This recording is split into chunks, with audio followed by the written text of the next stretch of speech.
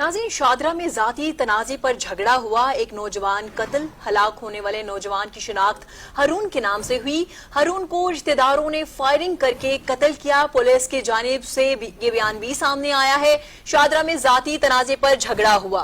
इसी पर बात करने के लिए नुमाइंदा 7 न्यूज़ मलिक मुश्ताक हमारे साथ मौजूद हैं। मलिक मुश्ताक, झगड़ा किस बात पे हुआ और अभी तक क्या इब्तदाई तफ्तीश की जा रही है? जी बिल्कुल, ये शादारा टाउन का वाकया है कि इंतहाई अफसोसनाक वाकया है कि दोनों रिश्तेदार थे, जबकि हारून नामी शख्स को गोलियां लगी जिससे उसकी मौके पर ही मौत हो गई। चूंकि बाद में जब पुलिस वहां पर मौके पर पहुंची और वहां से पूछा गया तो पता चला कि ये आपस में रिश्तेदार हैं और काफी अरसे से इनकी जाति कोई रंजिश चल रही थी, जिस पर ज्यादा तलख कलामी भी नहीं हुई। जबकि कातिल ने फौरी तौर पर अपने पास से पिस्टल निकाला और हारून पर फायरिंग कर दी। हारून को 3 फायर लगे और हारून वहीं पर गिर गए। जबकि जब लोगों ने हारून को उठाने की कोशिश की, हॉस्पिटल पहुंचाने की कोशिश की, तो हारून जो है वो दम तोड़ चुका था।